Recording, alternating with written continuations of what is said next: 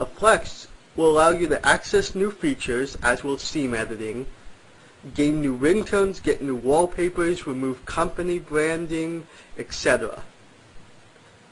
A monster pack is very simply just a flash and a flex in one file, and you only have to flash your phone once instead of twice. Another thing is carry-on locking, also called SIM unlocking, and some people just call it plain unlocking. Basically, it removes carrier locks on a GSM phone, so you can use a phone you bought from a provider on any other network. For example, if you bought a phone from Singular, when you take it out of the store, you can only use it on Singular's network. After you unlock it, you can use it on any GSM network. And finally, seams. Seams basically control on your phone what features are activated and what features are deactivated. And I'll have a link to a good map of what seams do what in the show notes. Some of the phones that you'll be able to use for some of the mods in this segment are the Motorola V180, V188, V220, V3, also known as the Razr, the V3i, the V300, the V330, the V360, the V400, the V500, the V551, the V557, the V600, the V635, the A630, the Sliver L7, and the Rocker E1, and those last two are the iTunes phones. And the phone does not have to be carry-on locked to do most of these hacks. Now, in order to do stuff to your phone, you'll need software, obviously. First, you'll need Motorola PST, which stands for Product Support Tool. This is a piece of software used by Motorola technicians for basic repair and upgrading of Motorola phones. We're going to use this program simply to have drivers for any Motorola phone that you'll need to flash. It's kind of a pain, but it has to be done. And this program is not freely distributed, but if you do a Google search for it, you should be able to find the download link. The second piece of software we're going to be using today is called Motorola RSD Lite. This is another piece of software used by Motorola technicians for basic repair and upgrading of Motorola phones. It has an easier to use GUI interface over PST, and we're going to be using this program in the tutorial to flash or flex your phone. Once again, it's not freely distributed, but if you do a Google search, you should be able to find the download link. Another piece of software is called P2K Tools. This is a piece of software that has a nice GUI for extracting phone book entries, text messages, editing and removing ringtones, Java applications, graphics, videos, hiding and changing features, changing the outer LCD text on your phone, editing your gain tables, and doing seam editing.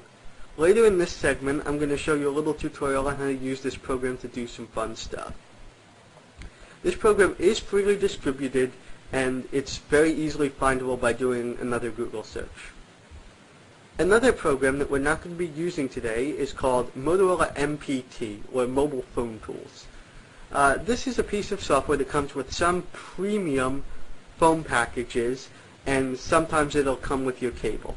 This offers a bit easier way to add ringtones, graphics, and videos to your phone than P2K Tools, but with MPT, you can't delete locked videos, ringtones, or graphics. Also, if this program didn't come with your phone or cable, it costs an additional $50. Now, Flash Flex File. For flashing or flexing your phone, you obviously need a file to do it. And you can get them at one of two sites that I'm going to post in the show notes. And make sure the file you get doesn't lock your phone to a network, especially a network you're not on, because some flashes will do that, and then if your phone is already locked, you'll have to go to some place and get it unlocked, which is a pain. And I'll post some good files and stuff in the show notes. Also, make sure that you get a file for your model of phone, because if you get a file for another model, it may brick your phone. First, a couple of warnings. Doing this may void your warranty and possibly brick your phone. So if you're worried about that, you may want to get accidental insurance through your provider, so if anything goes wrong, they'll replace your phone. Also, these mods should work for most Motorola GSM phones. If you try these mods on a CDMA or IDAN phone, you might brick your phone. And BSOD is not liable for any damage you do to your phone if you try these mods and brick your phone. It's not likely, but it happens, so try making a post on the BSOD forums or on some cell phone forums, such as Howard Forums or motomodders.net, and they're both really great communities and they should be able to help you. Now, to mod your phone, you're going to need some hardware. You're going to need, obviously, a GSM Motorola phone. You're going to need, once again, pretty obvious, a computer. And you're going to need a data cable for your phone. You can, unfortunately, flash your phone over Bluetooth. That won't work. Now, depending on what kind of phone you have, it may use one of two cables. It may either use a little Motorola proprietary cable or a little mini USB cable.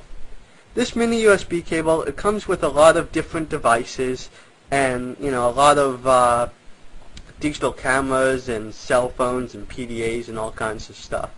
And if you don't have one lying around the house, you can probably pick one up for about $5.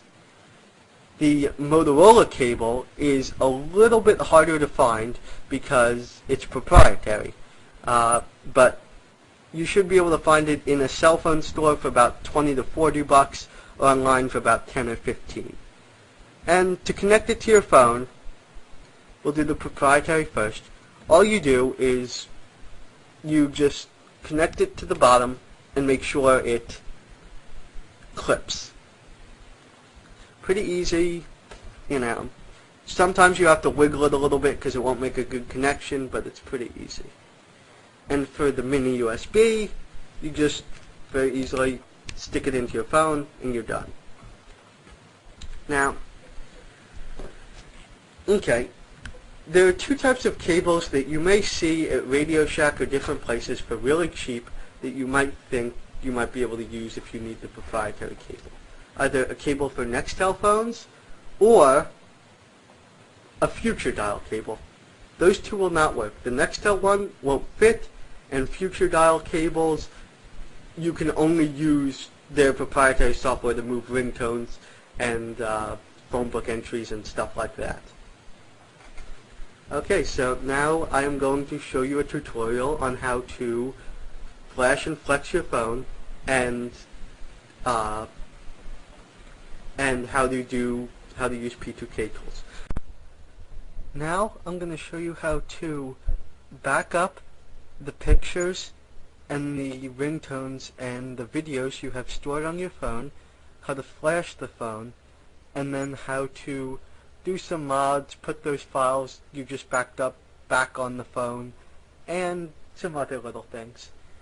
We're going to be using, for this right now, a Razer V3 that is already connected to the computer.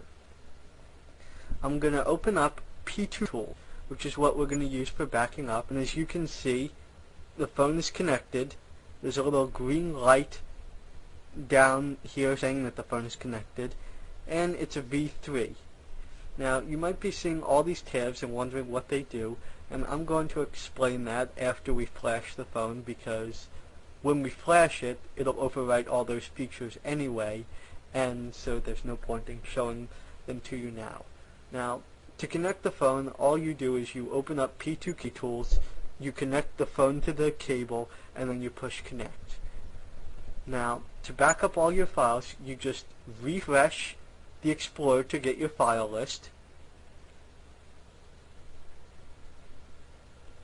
and then all your multimedia files are in A,